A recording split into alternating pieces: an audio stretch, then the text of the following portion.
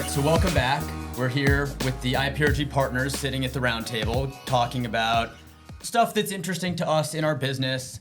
Last week we spoke about interest rates and rents. Right now we're interested in talking about just, what is IPRG? What is this organization? What are we trying to accomplish? And what are our goals? And what's the purpose and meaning behind the company?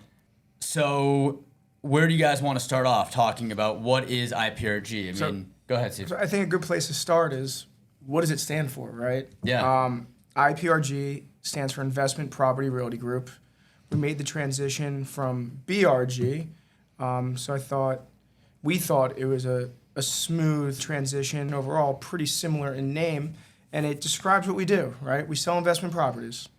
Yeah, but it's bigger than that too, because Investment Property Realty Group can encompass, we do investment sales in New York City right now, but it could be investment sales anywhere. It could include debt. It could include retail. It could include net lease.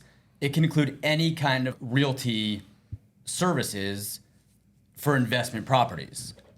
Yeah, exactly. I think that's why having a broader name, obviously it's named after you before, and you came up with the idea, surprisingly. And it's like a lot of people have brought that up. So the company was originally Bestreich Realty Group, BRG, and we changed the name to IPRG. And a lot of people just wanted to know, why the name change? What was it all about? And I think, for me, I like IPRG a lot better. I think we have the domain IPRG.com, so I think that's a lot more powerful than the website that we had, which was BRG-CRE. I think the pronunciation of my last name and the spelling of my last name can be a little difficult. And the truth is, when we started BRG, Bestreich Realty Group, we were trying to get out of Marcus and Millichap, and we put it all together really quickly. Back at Marcus and Millichap, we were the Bestreich team at Marcus and Millichap, so we wanted to maintain that brand identity in the market. So we felt like that would be the easiest name and easiest transition. And at the same time, we were trying to start it up very quickly. But I think as a couple years went by and we had a chance to take a step back and think about our corporate identity and our corporate purpose and what we're trying to accomplish over a 1 year, 3 year, 10-year time frame, we just liked IPRG a lot better on a lot of levels. A couple other things I'll add, which was I didn't love having my name on the company door for a number of reasons. Number one, it's not a one-person story, the company. It's really a team-based story with a ton of individuals contributing to the overall story of the team. Number two, I found it incredibly annoying when salespeople or just people in the marketplace wanted to reach out to the company, and because my name was on the door, they were constantly reaching out to me or putting me on emails that I had just no reason to be on. So it was just a lot of noise and distraction that kind of took away from my core focus for what I need to accomplish in the business. So we changed the name to IPRG. I think it looks great, sounds great. IPRG.com. Our emails are easy. I think it looks really good, and I think it looks like a nice corporate image that really suits the identity that we're going to continue to create here. I think beyond that, when we started the company, there was 6 or 7 of us that left the national company to start the business, and with any given startup, there's obviously hiccups in terms of the standard operating procedures and getting all the systems and technology and the and any sort of marketing and stuff that we put out to the market. It took us a long time to get all that to be a really fine oiled machine. And it wasn't until probably 2 or so years ago that we had everything down packed. We had the system. Our CRM is unbelievably strong. We had all the internal and external marketing systems basically running seamlessly at that point. And I think that's when we really decided that it was time to take things to the next level, and we were ready to launch the new identity and the new brand. So, it's been great. I think the response from the market has been great. So, all right. So I want to talk about, as we started the show, I want to talk about what IPRG is all about, and we're going to get to it. But I think in order to get to what IPRG is all about and our purpose and just the corporate identity, I think we got to go back in time and kind of understand, why did we start BRG? Why did we start IPRG? What was our thinking behind all of this? And, as Adam said, we had a team of, I think it was 6 to 8 people we were, as I already mentioned, the Bestreich team at Marcus and Millichap. We left Marcus and Millichap to start our own company. And do you guys have thoughts? I mean, I obviously have a decent amount I could say about this, but like, do you guys have thoughts in terms of like why we did what we did, like behind starting this company and what this company's all about? I think for me, one of the biggest reasons for departing and starting our own firm is having control over your business. To give you just like more of an inside scoop of being a real estate broker, it's very entrepreneurial. And for us, whether you're at Marcus or another company, whatever it may be, brokerages, historically, you're giving away 50%, 40%, 30%, whatever it may be. The agent itself is giving a percentage of their income to the company. I thought with that percentage, which is most of the time half of what you're bringing in, we could do a better job to not only create a better broker of ourselves, but provide a service for our clients with having double the income. I think that was a big reason for me. Yeah. I think one of the biggest reasons for me was just the internal competition in the office. I mean, basically the company was designed to drive shareholder value and pump up the sales price for the stock, right? So their mission was to basically pump in as many new agents as possible, train them, put them on competing teams within the office where every broker had their own database and their own sort of branding. You're seeing now a lot of the teams are trying to create websites and identities outside of the scope of the firm so that they can actually try to differentiate themselves amongst the other people that they compete against. And a lot of the other agents at that office are using properties that we had sold and telling owners in the market that they had sold it, and then in turn, like, we're competing against all these people internally. So that was one of the biggest things, in addition to just reinvesting the commissions into the business. And now that we have, instead of 50% of the commission getting shipped out to California, we've been able to reinvest all those commissions into our business, which has enabled us to have top-notch analysts, to have building showers, and basically have just an unbelievable database that we have 4 full-time people that are consistently scrubbing every property that's in Acris, and we just have so many resources at our fingertips at this point because we're able to take so much of the commission that previously was foregone, and now we're reinvesting that all into our business, which has just made it so much more efficient for any broker to come in. It's plug and play from A to Z. They have everything they need to do. So the corporation is really like, tying our hands in a way because, we were giving them essentially 50% of what we were making. So we made millions of dollars the year that we left. And 50% of it was going back to California, all for shareholder value and stock price. And none of that money was making its way back towards supporting our business. I have a friend who's an attorney. He lives down in South, not in New York. But every time I speak with him, he'd always ask me, he says, what does the company do for you? When we worked at Marcus Millichap, what does the company do for you? And it used to really pain me because I liked working there, but I could never answer the question of what the company does for you. And it was frustrating when we had all these capital needs as brokers in New York City and all these avenues for opportunity that we wanted to exploit. And all this money was going to California. They were like pinching pennies with us in Brooklyn. They were creating, a lot of competitors internally in the office. So, it was really like a question of, does the company I work for, are they promoting my business? Are they a supporter of my business? Or are they a competitor to my business? And we felt like the company and our team didn't have a shared vision. I mean, we did a lot of business, but we were a relatively small team in New York City, and we just got none of the capital support or the investment support back towards the growth that we needed. So the trade-off for us was not it wasn't a good bargaining proposition for us. And that's what I think. I mean, like, and at my time there, it's like, how does it help you grow? How does the firm help you grow? And with where we stood at that company, I mean, I just think it was a churn and burn type of atmosphere where you always had a new competitor come in and go into your territory and call in your neighborhood, where here we're set up in terms of territories where it's very, very organized in terms of how we operate. And I think it helps a lot of the brokers grow here. Compared 100%. to where we came from, it was very hard to grow because you We'll always get have a into new that. guy coming in. Yeah, we'll get into that more for sure as well.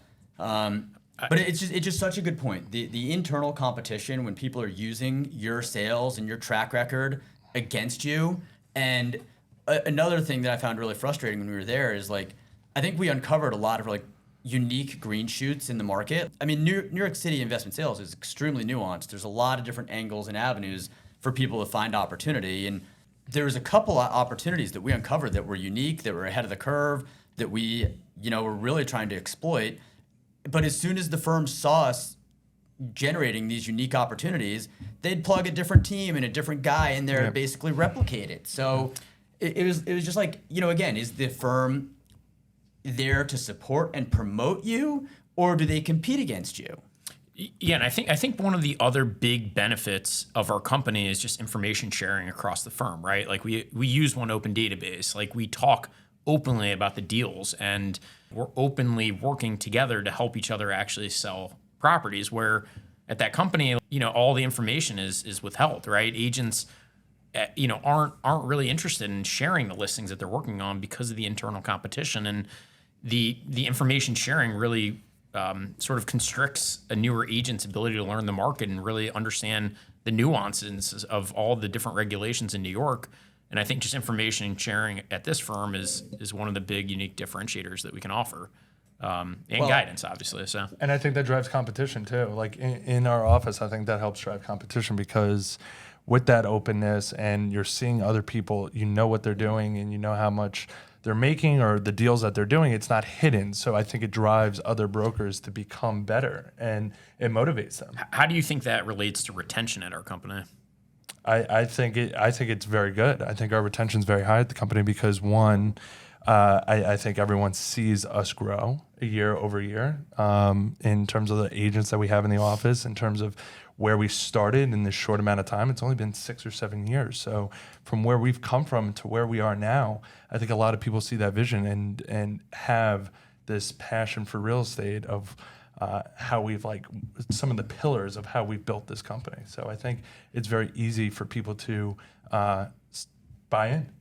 So, all right. So I want to just take us back a couple things. So, the truth is that we started this company. We basically changed the rules of the game. We made the rules what we wanted them to be. We didn't like the way the game was set up back at the former firm, whether it was like splits or buy-side splits. Like we fundamentally didn't agree with a lot of the ways that the organization was structured. But that said, there's a lot of really good that came out of there too. Like I don't want to make it sound like it was all bad. I mean, I'm very appreciative to my time there being trained and being brought up in the business. I learned a ton. For me personally, I think the whole company really changed when it went from private to public, and it went. It started out, it was about people, then it was about profit. So whatever. So we decided to change the rules of the game, create our own company. So, for me, it was really just we thought there was a better way. We thought we could do better, having complete control of the organization, and instead of giving 50% to the house that we didn't see eye to eye with, we were going to retain the 50%. Obviously, we'd have to pay for office and additional expenses that we didn't have to incur there, but we thought that we'd have excess capital that we could then put back into the business, which would allow for us to grow and have a better market share and just a better ability for the brokers that work here to succeed. Like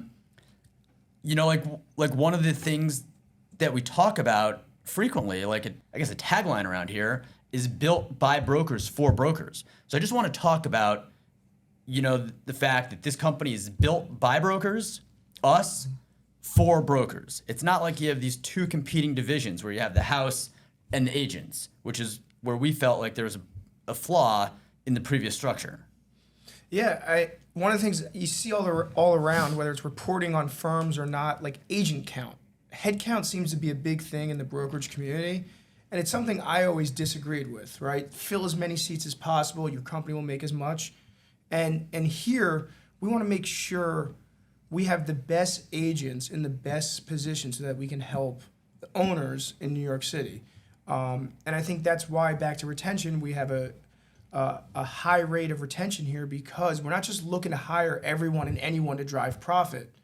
We're looking to get the best agents so that profit comes with them as we give them the resources to be the best agent they can be.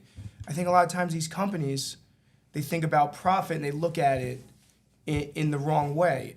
I think a lot of us, and I'm speaking for us, but we look at the people. The agents are the ones that are going to make real estate companies profitable. So give them the best tools so that they can be the best brokers they are. And I think that's really what this company's all about is giving the agents on the field every advantage and every opportunity imaginable so that they can succeed as agents. And, an interesting thing to note about our company, I mean, it's owned wholly by brokers in this office. There's no outside investors. We don't have a dollar of debt. And we're not drawing salaries off the company either. I mean, the partners in the firm are make a living, make their earnings by brokering deals. So we've basically used the back end of the company, the organization, is like a slush fund in a sense, to invest towards everything that the agents and us would need to best broker deals, the best information, the most efficiencies and staff as needed. I'll never forget when I started as a broker, I was just doing every single thing in the business. I was making the cold calls. I was going on the meetings. I was taking the pictures. I was running to DHCR to pull the DHCRs. I was doing the proposals myself. I was delivering the listing book. I was doing the property tours. And there was just a lot of inefficiency in that. So as we've grown, we've just invested in that agent efficiency so brokers can just be more efficient, have a better understanding of the market, be able to utilize that knowledge for their client success. And I feel like it's just been like this whole virtuous circle and upward spiral for us. I think for us as brokers, we know what we came from, right? So we knew what would be the best thing to eliminate. And we streamlined this process to make it very easy for brokers to make money. I think at the end of the day, we, as mentors to a lot of the agents in this office that are starting in their first year one, year two, we want them to get off the ground as quickly as possible. Everyone knows the theme of commercial real estate brokerage where it takes a lot of time to make money.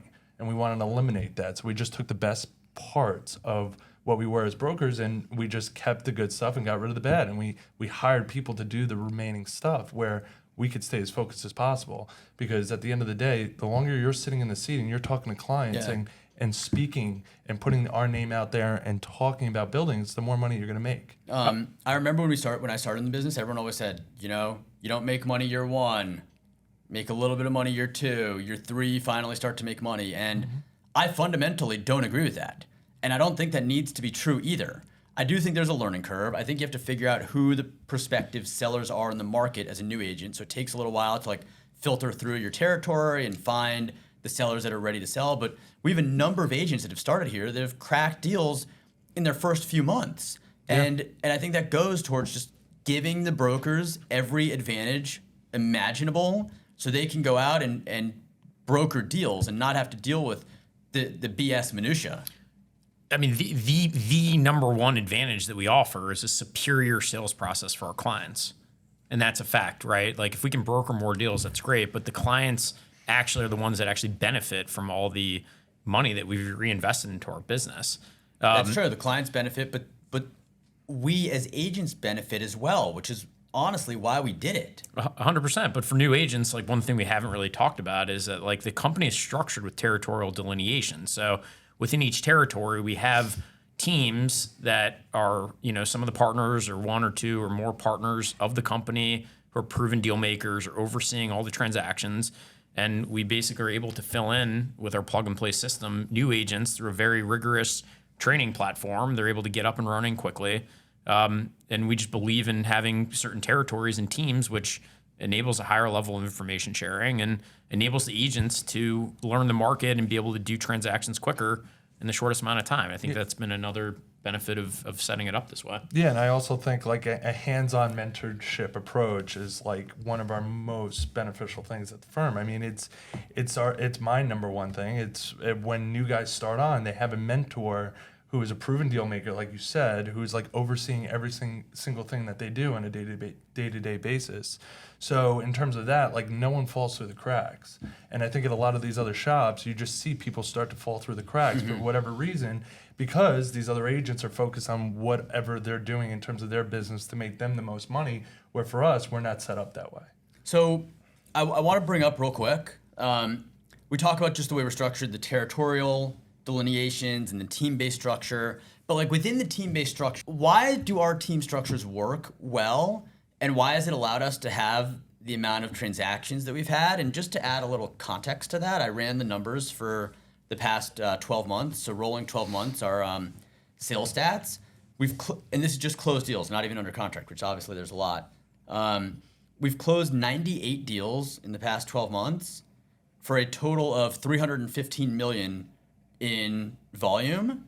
So it's like pretty much 100 deals, and our average deal size is 3 million, not including stuff under contract. I know we have many bigger deals under contract, but what is it about our teams and our structure that's allowed us to kind of capitalize on the market the way we have?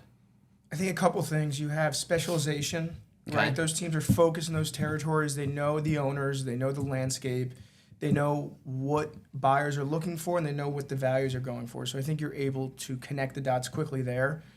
Collaboration's huge. You have, in most cases, 4 or 5 people on a team, not only bouncing ideas off each other, you're leveraging deal flow, and just numbers, right? One person making 300 calls a week can't compete with 5 people making 1,500. And sharing the expense towards investment back towards like capitalizing on the market, marketing ourselves, marketing our properties that we have listed, just getting that whole spiral going. Yeah, the money behind the team. 5 people are marketing and contributing to get themselves branded in the marketplace. So it's a tough thing to compete with when you're an individual broker competing with an army of brokers in that territory. And what about like our proactive approach towards generating opportunities? I mean, I'll just touch on this briefly, but I think something that's unique about how we structured this is we didn't want to eliminate competition here. Like we want to have a healthy competitive environment. So the way that all of our teams work is we have generator splits. So all you have to do to get the highest split on the team is literally make a call and book a meeting. Do you guys have any thoughts on that? No, I think no. Obviously, we want to incentivize the person that found the meeting, but once the agent is able to secure the meeting, we always put the best team on the field to go meet the client. We put a very detailed analysis together to ensure that we can deliver the best value prop for them and really add value to the transaction. But beyond that, I think one of the big advantages that we offer is that we have teams deployed in every market in New York City, from Southwest Brooklyn all the way up to the Bronx, east to Queens, right? And because we share information across the company, like there's a number of examples where we're able to bring a buyer who sold a building in Manhattan and bought a property in Brooklyn and vice versa. A lot of the big theme of, call it last year and this year, is people upgrading their real estate. So selling properties in Harlem and buying in Lower Manhattan, selling in Crown Heights and buying in Brooklyn Heights, for example. And because we have our boots on the ground and just a number of agents working in dedicated territories, and because we have the rules of the game set up internally where they know they're protected if we send an email out to the entire company saying, hey, I have a 1031 buyer, he's looking for renovated product in X market, please send me all your deals. And you have 30 agents at the company who are able to look through the Rolodex of people. It's very easy to make those matches and deliver just better results for our clients. And I think just the synergies amongst the markets is one of the big advantages that even the agents here have to exploit moving forward. So, and I think another thing that I think is unique is we're not competing over buyers within the teams. The splits are set. Like they can evolve and move. It really depends on who generates the opportunity or sources the opportunity to begin with. But we have this open database that is unbelievable. It's built on Salesforce, but we have a ton of people scrubbing and adding information. It's really a highly capable machine, and it's open source. Everyone has access to all the information. So like we expect the teams to be able to utilize the database or utilize any marketing mediums necessary to sell the properties and bring a number of buyers and qualified offers to the table. But within the teams, we're not competing over those buyers. So I feel like that's been a really big component of just the collaboration and teamwork within the teams.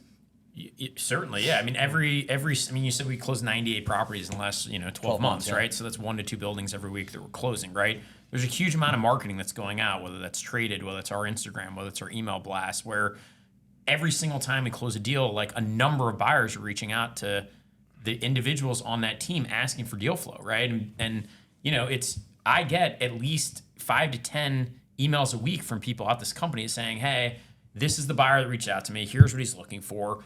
send me all the deals that fit this particular criteria, because at the end of the day, Or go find those deals. Yeah, but we as brokers have to be matchmakers, right? Like what buyer A is looking for is completely different from buyer B and completely different from buyer C, right? One buyer might be looking for turnkey renovated product in, kind of B areas where it's fully free market. Another guy is very bullish on rent stabilization and wants a fully stabilized low basis type play. So making the matches in the market using the systems and just the collaboration amongst the company, I think that's what really enables us to do as many transactions as we're doing and really make the matches in the market quicker. Before we get to the database, I want to talk a little more about IPRG and just what this company's all about. So, I think we touched on built by brokers for brokers and what that means, but we spent a lot of time trying to identify like who we are as a corporation, what we stand for, what the purpose is, just what we're all about. We did a core value exercise, which honestly took quite a while to like come to agreement on.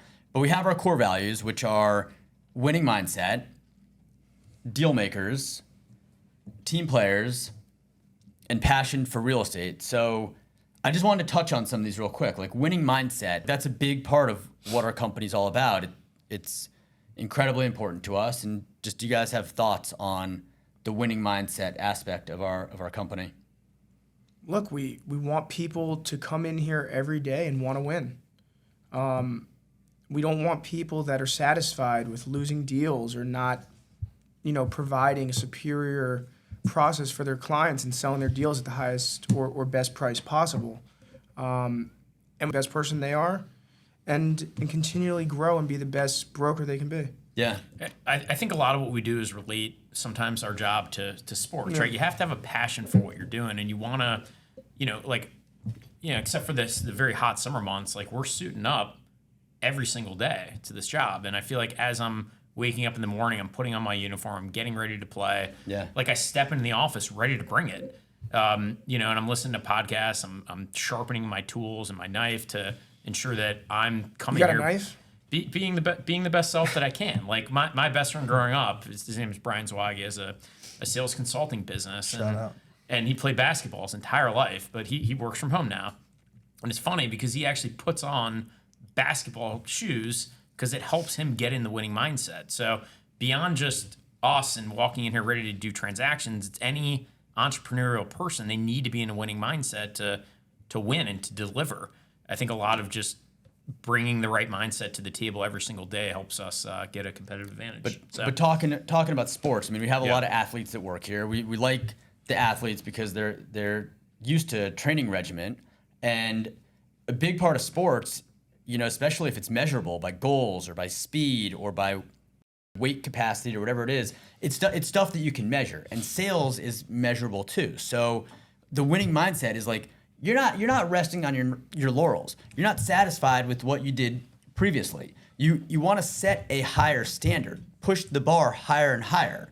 So I mean, that's one of the things this company's all about, and we're having a nice run with doing that at the present moment, where we're pushing the bar higher. We're continuing to have more and more success. We're not satisfied with that. We step into the office ready to play hard, ready to focus each and every day. We're not letting distractions come up and taking our eye off the ball. Like, we have our goals, we have our requirements, like our teams have requirements, individuals do, and we're pushing the bar higher and higher, and there's no excuses. That's what winning is all about, is you don't make excuses, you just do it. Yeah, one of the hardest things to do is win. And when you're consistent at winning, it's just the mindset that you're in. When you have your successes, you forget about them and you move on to the next one. And For you're sure. like, where's my next one? Where's the next one coming from? Where's the next deal coming from? So for me, like my mindset in this business is just on to the next one. You have your wins, you take it, you dwell on it for a couple days, and then you move on to the next, and you find your next Couple minutes, you find your next deal. Yeah. Because if you don't, you get stuck in a rift, and that's when you get hurt. You have to be extremely consistent in this game for you to be able to make phone calls, go on meetings, do the same thing day after day, month after month, year over year. It's an extreme amount of consistency, and you have to be very strong-minded in terms of getting this done. I mean, I can only remember, like, when I first started, it took me a while to get going. but I think I navigated through that process, and I think I found out what works for me. But I wouldn't have gotten there if I didn't have a winning mindset in terms of waking up every single morning, working out, coming to the office, doing what I need to do to be able to win the day, and go home and do it all over again. I think one of the other things that's really interesting about this business is that, like, there is a broker behind pretty much every single transaction, whether the owners know that or not, right? So it's us competing against other brokers in the market, and like someone's doing that deal, whether it's us or one of the other companies we compete against. Like, someone's putting that deal together. I mean, that's in the off-market space, and we do sell off-market deals. But then you expect to win exclusive business too by demonstrating your value proposition and why we're best suited for handling the assignment and how we can best get the seller what they're looking for: highest price, smoothest process, best terms, quickest overall transaction. And I mean, a lot of the winning mindset goes into what we built around this company too, and just the systems that we've designed to like allow for us to do that efficiently time and time again. Yeah, for me as a competitor, I mean, my favorite thing in the world is to pitch against 4 other brokers that you know are at the table, and then you actually win and you get hired. That is, to me, winning. An off-market deal for me, and like you get it done, it's just so. But when you're competing and you know you're pitching against other competitors, there's no greater feeling to me. I mean, for me, I completely agree with that competitive aspect of things. But for me, it's even more than that. Like, I know myself, and I know like how I feel, and I know what goes on in my head, and I know when I'm on, and I know when I'm like less than on. And so minute to minute, or like every 10-minute or 15-minute or 30-minute chunks, I want to compete against myself to be at my best and not let distraction or anything less than like my best effort start to creep in. And that's a constant battle on a minute to minute, day by day type of basis. And it's kind of exhausting in a sense, you know, but at the same time, you wake up. For me, what's important is doing like breathing techniques in the morning, doing meditation, doing exercise, thinking about my goals, what's important to me in life, what I'm trying to accomplish, getting myself into that mental frame of mind and into like a flow state where I'm just like ready to navigate the entire day and just literally be at my best capabilities throughout the entire day, all day long. That's winning to me. I feel like winning the deals or winning the situations and the transactions or whatever it is, I feel like it all flows down from there. As long as I am in a winning mindset, then the wins will come a little more automatically. It doesn't mean we win all the time. I'm talking to my son about just playing games, and he doesn't like losing. Gets really upset when he loses. He'll like try to like change the rules of the game, but losing in a sense goes hand in hand with winning. You have to be able to handle the losses in order to like win. Like any championship team in any sport, there's losses to get there. So you also have to like be able to like learn from your losses and constantly adjust and improve. You can't win everything all the time, and you can't be a winner if you don't have losses along the way. Yeah, I mean, I obviously knew Derek going to the University of Texas and graduated and moved here and ended up landing a job working in Olympic sales and marketing. So I saw winning at the highest level in the world, and I saw what it was like to barely lose and see people like eclipse their dreams with the regimens that those athletes took themselves through to get to the Olympic Games and to compete at the highest level. Like, a lot of that's what we try to get the agents of this office to be in that same sort of mindset, but for brokerage, right? And I think having the winning mindset really enables you to be a deal maker and, you know, work through a lot of the other core values of the company and really, add a lot of value to the transaction and make sure that we're adding more value than anyone else, because that's why ultimately we get hired. Quitters never win and winners never quit. It's just like you stay at it, you keep going. That's one of the harder parts of the business, is just consistency over time. Like, there's times in the business is like super fun and exciting, and there's times in the business is like kind of boring and kind of dry. And there's, you know, like you're dealing with emails and phone calls, and you have to like motivate yourself to be proactive sometimes. And the people that win in brokerage and the people we're trying to attract are highly motivated. They know what their goals are. They keep going even when things like get a little slow, like on a day-by-day basis, and you just keep powering through, and you don't lose sight of your goals and what you're going to accomplish. So I think goals are a really big part of the winning mindset. I think we really want to hire people and attract people that are highly motivated, that are goal-oriented, that want to like have a better life. And this business is so good for creating a better life for the individuals that work in the business. And all of us here are examples of that. Yeah, for sure. I mean, for us as brokers, I mean, you're not punching a clock. Like, you're not going into work, you're not punching a clock, punching out. You're not under any sort of like regimented schedule in terms of like leave the office by 5. It's what you make of it. And the harder you work and the more time you put into it and dedication, you will see the fruits of your labor pay off.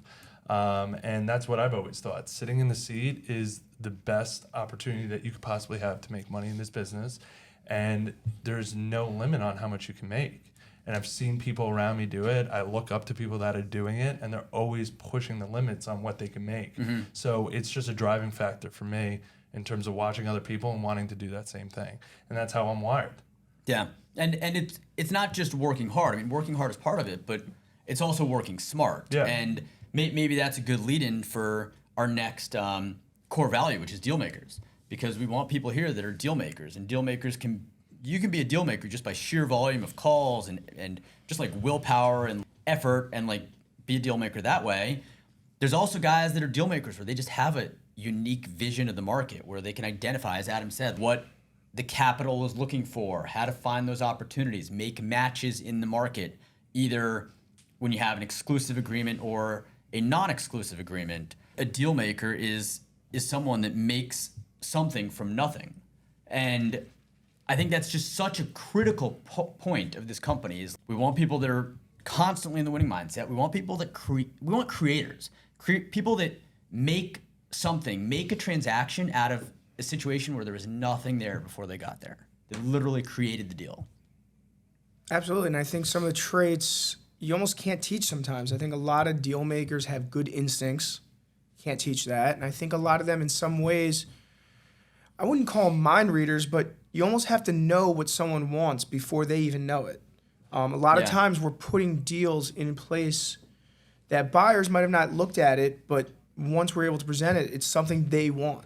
And I think that's why we have a lot of success putting deals together, because we know the market and we know what people want. The ability to convey what the opportunity is within a deal, to sell it in a sense to the buyer, when like maybe they didn't know that this was the opportunity for them. If this business was as simple as getting a listing and then people would just buy it, everyone would want to be brokers. It's not that simple. That's like how, I mean, maybe I'm wrong in saying this, but that's how it seems like the residential market is in some extent, like condos and stuff like that. You list it, you put it on Street Easy, buyers flock to it, but that's just not how it works in investment That's why this industry has so much turnover, though, right? Yeah. You see on the surface, it all looks great, and people are making a ton of money selling $1 million plus properties. But the handful of agents, the capable agents, they're the only ones that survive. Mm-hmm.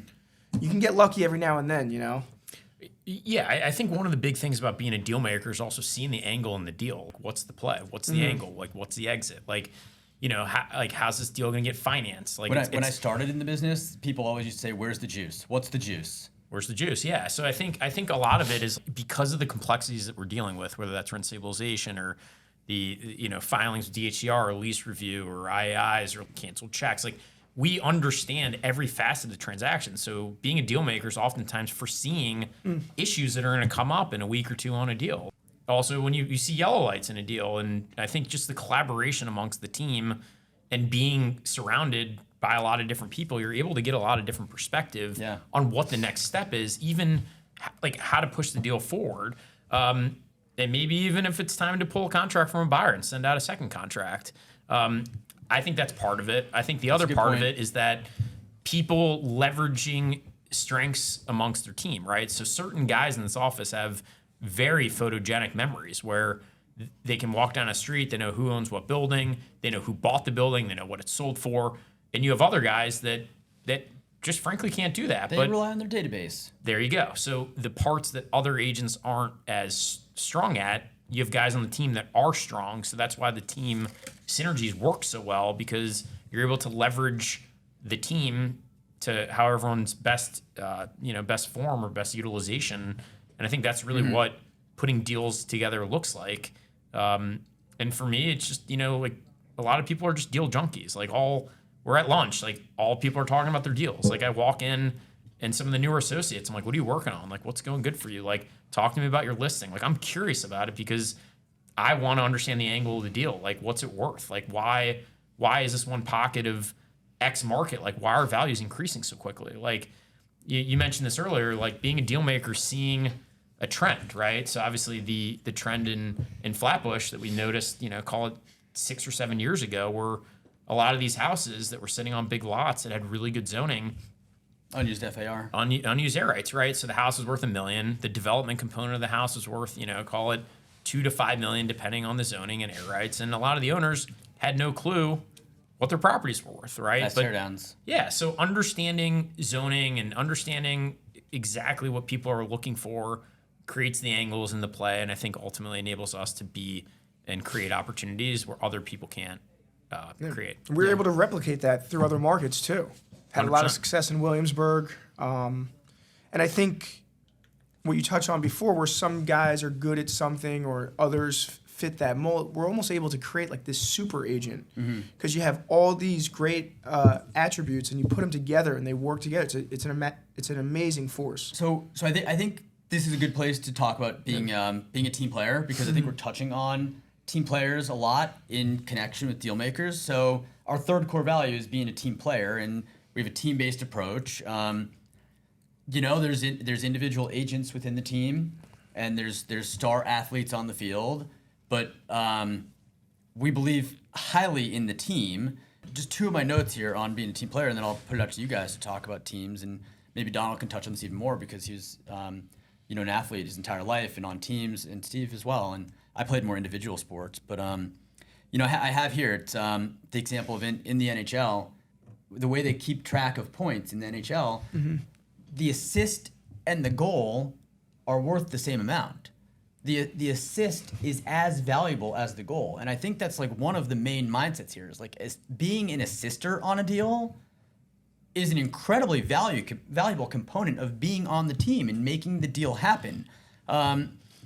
So there's that, and then the next part of it about being a team player is just like elevate the team, raise the bar, make the team better, and higher performance standards than it was or is currently. So let's just throw out there for a little bit the team player component of the company. You could start, Steve. Just to add on that, I think there's also the aspect of doing something not in self-interest, right? You're helping get a deal done, or you're helping a team member do something so that you can really fight for like the greater good of what you're trying to accomplish, even if it's not personally benefiting you directly in that exact moment. And I think overall, that's going to come back to you one day. You're going to have someone help you, and I think that's why the collaboration is so strong. And it's just a great environment to work in. Yeah, I mean, you can't be in all places at all times, right? Like, I was here pitching or doing a Zoom call last Friday at 4:30 in the afternoon, right? I was like, summer Fridays, a lot of people are out of the office. Like, one of the guys on my team happened to be in the Hamptons, and he's like, hey, I have this really important meeting. Like, can you do it for me? And I'm perfectly happy to do that. Building tours, like, yeah, we have a full-time guy that does all the building tours for us if we would like him to be there. But the truth is, stepping up and pitching in wherever you can be is really the biggest component of being a team player. Whether that's helping sell a deal, spending your time to review leases with a newer associate, going through all the DHCR history to really educate the team on what to look for, understanding if the buyer is trying to renegotiate certain points, whether that's we should give it to them or not type of thing. Just being collaborative amongst the team is really being a team player overall. And, it's a lot of similar to sports or any other sort of interest that people have. It's more of like a community. We think, two binds are better than one, 3 are better than 2. You have 30 brokers all working together. We have better performance, and that's a fact. Mastermind. Yeah, I mean, I think what Steve said, it's like the super agent. Like, it's a really interesting concept. I never even thought about that. But the reality is, it's plug and play. We have all the tools necessary. You have the team on the field. You can grab other agents amongst the company. I don't work in Queens, but I had one of the guys in the Queens team came to my desk last week and was like, hey, look at this deal with me. Like, help me understand this. Like, what is this worth? Like, what's the angle? Like, and I was more than happy to spend 30 minutes going over with him because I want him to win. And I want him to do the deal and be a deal maker. And I'm really genuinely care about the people at this company, and I want everyone to be successful. So I think a lot of that just lumps into being a team player overall. So Anything to add, Don? Yeah, I mean, I think in terms of being on a team, it's what Steve said. I mean, it's sacrificing your time for the greater good and to make that team stronger. At the end of the day, with these teams, all boats rise together. So I've always liked that approach with the team atmosphere. No matter if you're winning or doing or sacrificing your time to help someone, you're winning at the end of the day. So I mean, for me, I think a big part of being a team player is trusting people. Mm-hmm. Having the people, like, trusting your teammate next to you to be able to get the job done, and not being what Adam said, like being at all places at one time. Yeah. Like, it's too hard to do it. So that's what I like about being a team player. Yeah, no, for sure. And it's interesting how we have it set up where the teams, I mean, we have territory delineation, so the teams like don't have direct competition, but they compete over score, like who can score the most points, whether it's like, you know, deal volume or commission income or just whatever it is. So there's that. And obviously incentives at the end of the year for that team to hit. For like sure. The And number one team in the office. individual incentives too. Yeah, of So course. there's like,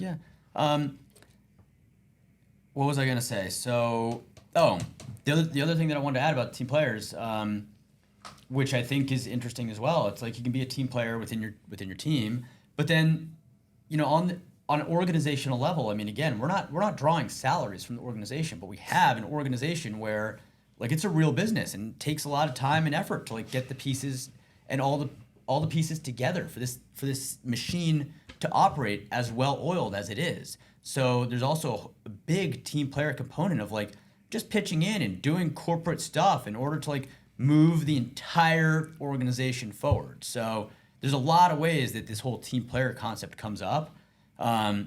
It's an incredibly valuable part of the company, and that's why it's one of our main core values. Mm-hmm. We have plenty of star players, but it's not like a one-person show.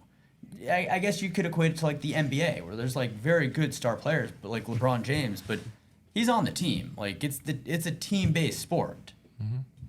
100%. And I think it even trickles down to the staff. It's not just always about the brokers. Like the staff are team players. They do show up with a winning mindset. Like we certainly encourage people to go to the gym and get their physical, emotional, spiritual health at the highest level, and that's you know, educating the team, whether that's you know, doing the book reviews or giving people you know, giving them different podcasts to listen to, or Tony Robbins type of people, or Grant Cardone. Like all of that is encouraged. Just firing people up. Yeah, just getting them in the winning mindset and helping them understand like where we're going as a company and ultimately how we can achieve things in the shortest amount of time.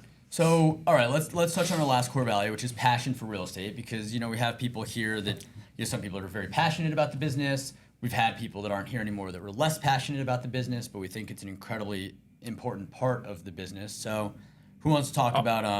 I'll take this one. Sure. So passion for real estate. Surprisingly, like I wasn't very passionate about real estate when I started as a broker. But you've always been passionate about sales and winning. 100%. Yeah. So you know, I was in a different line of work, and I knew Derek from college, and Derek was like, "Come here and do real estate. You'll love it." And you know, for the first 6 or 9 months, like I just didn't understand it.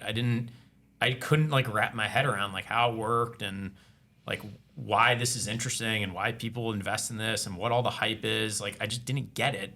And it really wasn't until probably call it 2 years into the business that I really started enjoying it. I can like walk down the street and I kind of understand what all this stuff's worth. And now many years later, I know what all these things are worth. I understand the angles and the deals. I understand how to put deals together. And, you know, I guess my passion for real estate I've gotten a lot more passionate as I've gotten more seasoned in the business, because I was able to kind of take my head out of the sand and understand holistically like why real estate is a vehicle for investment and how to create wealth through it, and how, you know, how all the advantages of our job being in the trenches enable us to have the best information on the market and see different trends well ahead of anyone else. And I know passion for real estate comes across the entire company. People are on Property Shark and Instagram looking at deals, like consistently looking at what other brokers are doing, trying to understand every property that's being sold in the market, and that's passion. That is. And I think like originally, yeah, you're right. I've always had passion for sales. I love connecting with people, understanding if I have the ability to solve whatever their needs are. For sure. And I think through time, as I've been able to be in real estate, to broker transactions, to buy buildings, like I think my passion has increased as I've understood it better. Mm-hmm.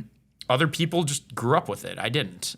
So that to me is passion for the game. I think that passion, when we say passion for real estate, for me it's twofold. It's passion about like the buildings and the actual bricks and like wanting to understand the deals and the market and everything relating to the actual physical properties and stuff like that. And the other part of it is passion about the brokerage business. I think that's where like the competitive mindset and wanting to win and like achieve at a high level. So I think passion for real estate here is twofold: passion about real estate, passion about real estate brokerage. Mm-hmm. For me, I mean, I thought my passion for real estate was always like walking the city as a little kid, always trying to understand like who owns these types of properties, like who runs the show in New York City real estate. So that was always a driving factor to me before I even got into the business. I was in pharmaceutical sales before I got into commercial real estate. So I think that part, I really got to understand the city a little bit more because I was in Brooklyn and Queens almost every single day. But in the passion for real estate, it's something when I talk about, I always get excited about it. It's something that I kind of get giddy about because for me, it's just an opportunity that is just like untouched for me. Now owning real estate and really understanding the ins and outs more than when I started year 1, year 2 in this business. I mean, this whole world, I've just seen my whole entire career almost open up because of the possibilities that this career has given me and real estate in general. So I think at the end of the day, real estate is just something I get so excited about.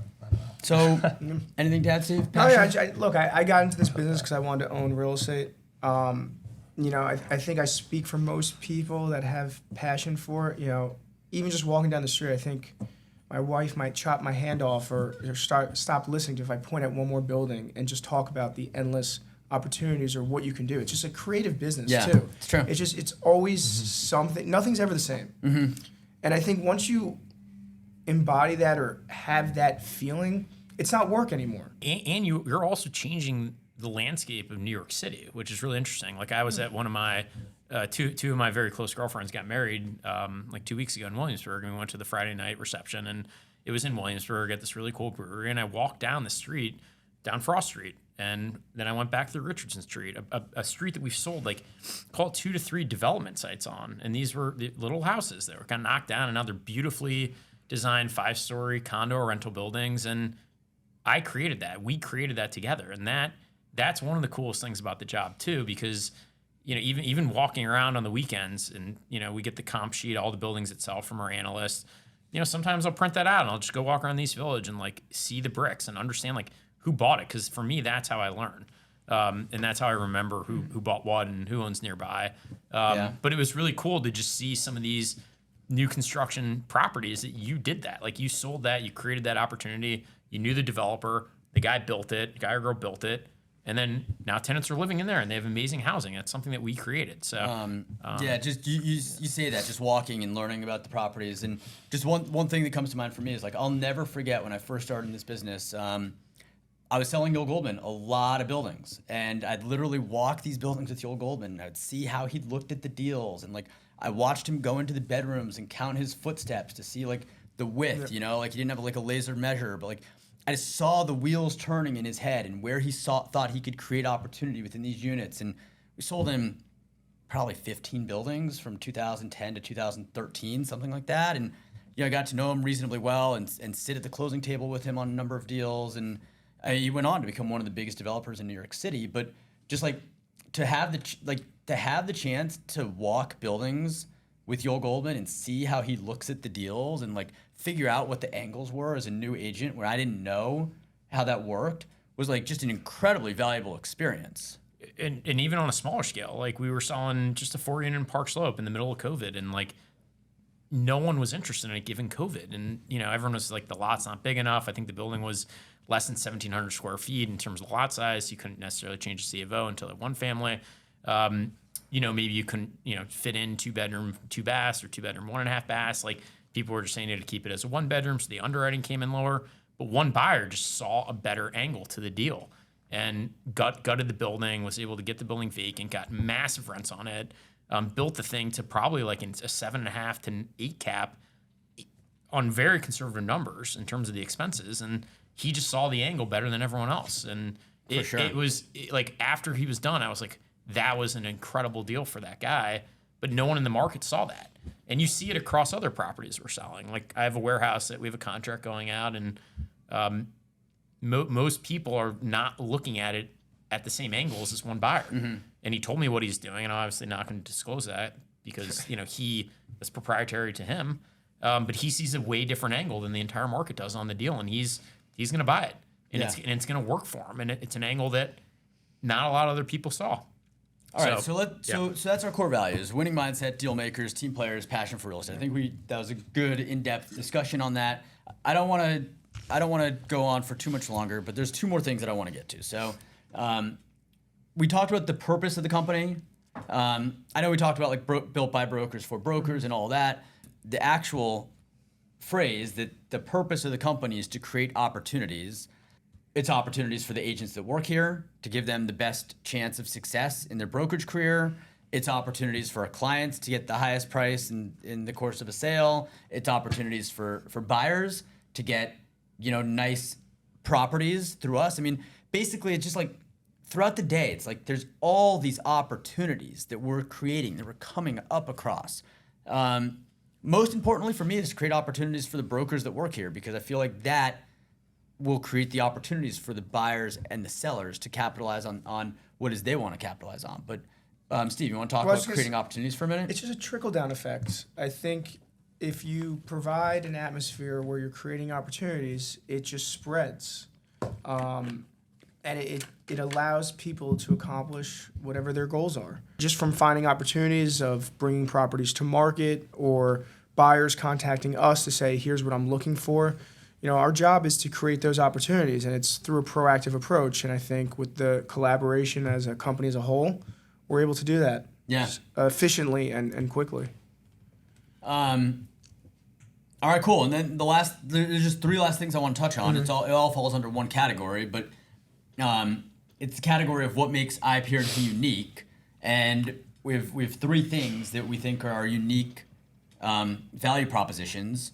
It's a culture of collaboration, which I know we talked a decent amount about, but we can touch on it if there's anything else that we missed. It's data driving results, and I think we can talk a little bit more about the data component of our business.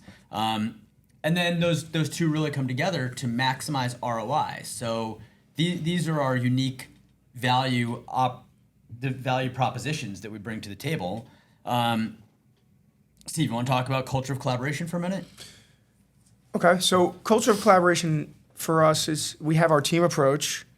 We have our company broken down into territories, which allows us to specialize in specific locations to put the best brokers on the field and to help our clients achieve their goals. And we also are able to leverage each other to, as I mentioned before, create almost like a super agent so that we can provide the best service for our clients. Yeah. And all that's done because of our open data and our ability to speak freely and work together to benefit everyone involved. Yeah, and as part of the culture of collaboration, I mean, we like to have fun. We want it to be a fun and enjoyable place to work where there's camaraderie and there's the team aspect of things, and we're collaborating on the training side. So anything else to add in terms of culture of collaboration? Yeah, I mean, I think it's, and Adam touched on it before, of a different agent going up to his desk from a different territory and not having that barrier that I'm not supposed to be talking to this guy, or I can't be talking to this. I like, this is my team information. I'm telling someone else on a different team. Mm-hmm. And Adam, vice versa, taking that time out of his day to like work with him and talk with him through that deal and help him understand. I think that is collaboration at its best, because at the end of the day, a lot of other places aren't set up like that. For sure. And they have walls where these these invisible walls that are set up, Or physical walls. or physical walls that are set up with their desks, and you can't talk to certain people in the office because they'll use it against you. Yeah. Or People they'll sitting in private offices behind closed doors, not collaborating or sharing. It's like, people out for themselves, but that's just not what we have going on here. It's absolutely not. It's the opposite. If anything, we're an open office. Yeah. And I think most of the people learn, and from talking from other agents at this company and this firm, is they learn by osmosis. They learn from hearing people on the phone. They learn from hearing the more successful, more experienced brokers on the phone and talking through deals, even though if they can't even hear the other side of the conversation. They're hearing what that broker's saying, and at the same time, they're just learning, and they're just grasping more and more information, and they're hearing it day after day. And I think that's how you become a well-rounded broker. Yeah, I mean, there's a lot of terms that we've even thrown out in this conversation. Adam said MCI, IAI, you could say ROFR. Like, there's just all sorts of like terms that come up, and like for a newer agent, like that's a really good way for them to learn the business. It's just by being in the open, bullpen and hearing what other people are saying. I mean, all the partners sit out in the bullpen. Like, there's no private offices. We're not sitting behind closed doors. So, like, that's also, like, an indirect way that we have our culture of collaboration, like in our open database and information sharing. And not having people to hesitate to walk up to senior brokers and asking them, what is an MCI? Like, what are these certain terms that you're using on the phone? I want to know. There's absolutely no hesitation. Even though they might be in the middle of something, they still have that hesitation. I think we kind of invite that for all the newer agents in our firm, because that's how people learn. Yeah. That's how we learn. I make it a point to try to eat lunch every single day with all levels of the company, whether that's the marketing team or the newer associates or the guy or girl that just started 2 weeks ago. Like, I find it very important to engage with every single person in the organization to understand like what they're working on and how I can help and what is going good and what's going bad in their listing, and try to like coach them through that, because I really genuinely do care about everyone's success here. And I think that in addition to just being collaborative amongst the company, I think that's really what makes it unique, and that's really what helps us win. And then also breaking it down, like when you're playing pool with all the guys or all the girls, and really just kind of shooting stuff around the office and just like not talking about real estate, kind of letting your guard down, showing them who you actually are. I think that helps. I mean, you get to know someone other than just being like this commercial real estate broker. And we're also very open with where we're at on the year. Like, we do quarterly seminars or quarterly updates where our sales manager, Derek, or one of the partners basically gets in front of the whole company and talks about the state of the market and the state of the company and basically trajectory and growth that we're expecting out of the next few quarters as well. It's important that we have a shared vision. I mean, we want the agents here to be aligned with the organization, and that we're all going towards like the same direction, and we have the same purpose and ideas in place. Again, because where we came from, it was just such a dichotomy between the direction the organization wanted to go and the direction that the agents needed to go. So yeah, I mean, we definitely have an open culture of collaboration where we want people to grow and succeed. Unless anyone has anything else to add on culture collaboration, I'm going to move on to data. We'll talk about data. We'll talk about maximizing ROI. Then we'll wrap up. Sure. But data driving results. I mean, this is a critically important part of our business. Just the database that we rely on, the ability to query really whatever aspect of the market that we want, whether it's querying certain owner types, certain property types, anything unique about a property, dimensions, use, FAR, zoning, you name it. Like, we have this data literally at our fingertips, which is exportable. There's a lot of phone numbers and email addresses and mailing addresses. So the data is like unbelievable. But Adam, you want to talk about this? Yeah, sure. I mean, I hear from owners all the time. They're like, oh, every broker has the same information. And that is completely wrong. Like, yeah, it's how you take the information that is made public and how do you leverage it in a way that's usable. That's really the secret sauce, right? So we built SID, which is our shared information database. We've been working as a team for over 10 years, inputting all the property information and the buyer's contact information for every single transaction that's basically ever occurred in New York. We have over 175,000 properties in our system at this point, which is every investment property in New York. We have 4 full-time people that are scrubbing through Acris every single week. We get a list of all the buildings that sell. They go through that. They input the transaction information, whether that's the buyer's physical information in terms of where they live, and the digital information in terms of their phone numbers, email addresses.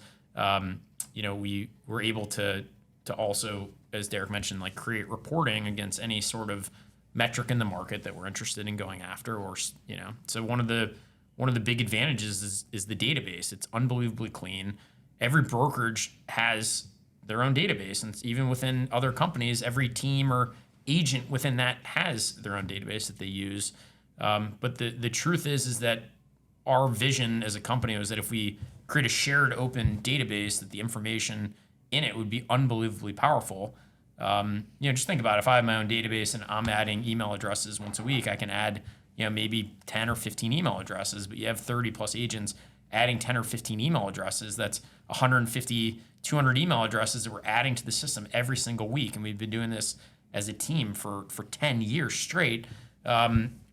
It's just an unbelievably powerful tool that we have. And because the front end of the business and the back end of the business, meaning the ownership, is aligned, we're able to deploy a huge amount of our resources to getting the best data, which gives our agents not only a competitive advantage, but it enables us to bring the best buyers to the table in the shortest amount of time and do transactions for our clients that deliver just a superior transaction. So overall, the database is a huge advantage and probably one of the biggest advantages that we can offer. Yeah, I mean, over the 7 years that we've had the company, I mean, I'm guessing we've spent $1 million on our database, just between just the cost of Salesforce, the investment in the data, the staff to constantly scrub it. And what's really unique is if we didn't have control of 100% of the capital stack in the brokerage transaction, there's just no way that we would have been able to build the data resource that we have. So, and I think a lot of other companies that are out there, like you have the owners of the business and then you have the brokers, and I don't know that the owners of the business have invested $1 million plus into the data for the agents, so the agents have the best data possible to go and perform at the highest level for themselves and for their clients. So it's a massive unique attribute that we have. I'm not sure that people in the market, owners, truly grasp how strong and how powerful this data set is that we've put together. But it's by far our biggest competitive advantage. It's probably our biggest corporate asset. I mean, it's been years in the making. I was at a wedding a couple years ago with a competing broker, a highly capable broker, and we just sold a property in Williamsburg. I think it was maybe a 3 or 4 unit, but it was really a development site. It was worth a lot of money. And we were just talking about it, and the broker's like, oh, yeah, I knew that property or whatever. He's like, we have every property in our database. He's like, I'll show you. And he pulls out his phone, and he pulls up his database through his phone, and he types in the address, and it's just not there. And I realized right then and there, we have such a good database. We have literally every property in New York databased for ownership and databased for what the property is. And what you can't do through Property Shark or Actovia or Reonomy is I don't think you can really query the property subsets as in depth as you need to sometimes in order to be a broker, in terms of if you're talking about just the makeup of the asset, free market, width, unused FAR, whatever the little aspects of the property are. Or you talk about houses in Flatbush, where we're literally selling one family houses with a certain development component, and we had all that data. So we had lists of these properties, and then we have obviously lists of developers. Go ahead. Even if he did have that property, just to really give some insight on what we have, I mean, the way we have it broken down is that property would have been tagged multiple different ways in terms of free market, redevelopment, the building dimensions, the lot size, the FAR. All of that is in there so that we can query or pull a report at any time. And the owners are tagged as potential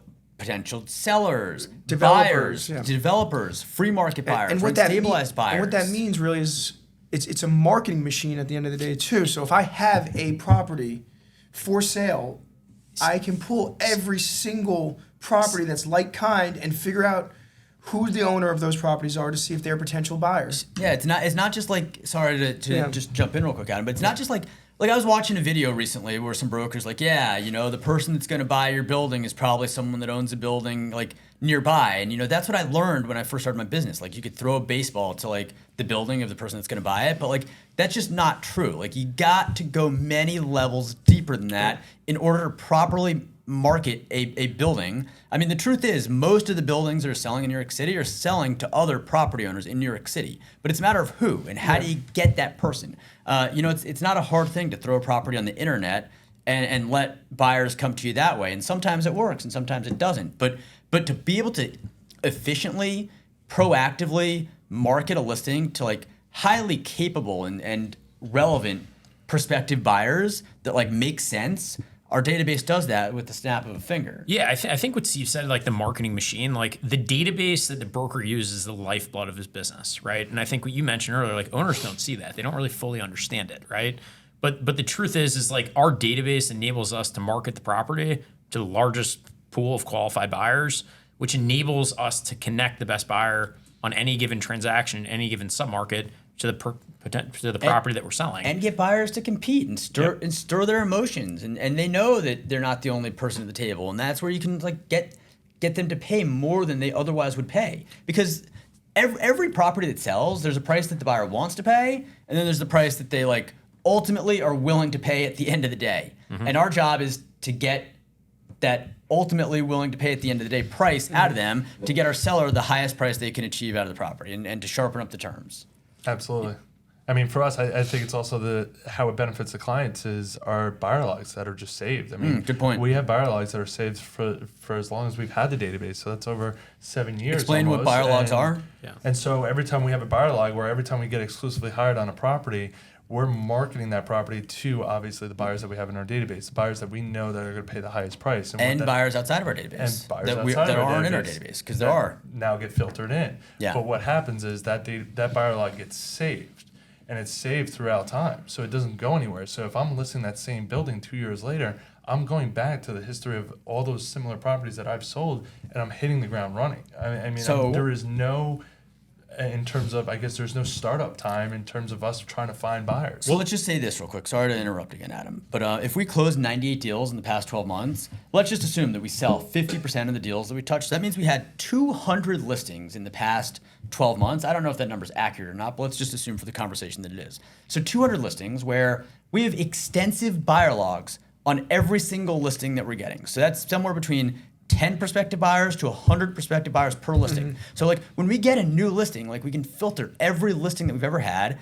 Some of these listings were on LoopNet, some were on Property Shark, some had signs on them to attract like these buyers that we didn't know. Some of them had, prospective co-broke situations. But then we can, in the snap of a fingers, we can have that data subset for any future listings that we bring. So we don't, as you said, we don't need to reinvent the wheel with each listing. Like we have the data readily available. We can do this very quickly and efficiently. And just for clarity, like a buyer log captures who expressed interest, who toured a property, who offered on the building. Like it's our internal categorization of who emerged to be a fit for that particular property. And I think what Donald mentioned by hit the ground running, it's saying like, hey, like if I just sold a 50 by 100 R6B development site in Williamsburg, I can look back at the other 15 or 25 other development sites that we sold with the same zoning, the same neighborhood. I can take that cross company. I'll come up with a list of 150 developers, and boom, within 3 weeks, we have 15 offers and the deal sold. That's the power of the buyer log, and that's effectively what enables us to do our job and quicker. Kind of going like a little different direction. Yeah. What came to mind was kind of funny is people always fighting brokers on their fee, right? Like they're like, you just got to make a couple phone calls. But like what we just described is years of work that we can provide access to our clients by hiring us to work on their property. It's not as simple as, okay, I got that listing today, I'm going to go sell it today. This is years of experience that we've been able to efficiently capture so that we can get the best results for our clients. That's why we get hired. That's why we get hired exclusively. But less capable brokers, say there's some residential broker or some leasing agent that like wants a for sale opportunity that comes along. They have no place to start besides put it online, put a sign on it. And they're just literally, that's called passive brokerage. And that's what the owner's getting. They're literally getting a posting online. a posting online and a sign where hopefully the buyer drives by and sees the sign. But meanwhile, we have all this data and all this transaction history and all these contacts that are categorized by what they're doing. I mean, it could be someone in a different borough, cross borough collaboration. So not only that, I mean, the buyer profiles of every single buyer that you click on in our database. I mean, you click on one name and you see that they own 12 other properties that are very similar. No matter what market they're in, they're all very similar to the one that you're trying to sell them. So I think that's extremely valuable. Yeah. And the clients are not going to be able to see that, but we show them when we do pitch, and every time they're like, whoa. I think every single person that we pulled back the onion and basically showed them how it works in the system are not only impressed, but they inherently see the value that we provide. I think what's so unique about our database is, like, there's a lot of brokers that will like buy a database or like buy a subscription to some data, but we this was very, very, very hard to build, where we had to like take a step back. We had to think through like, what data do we want?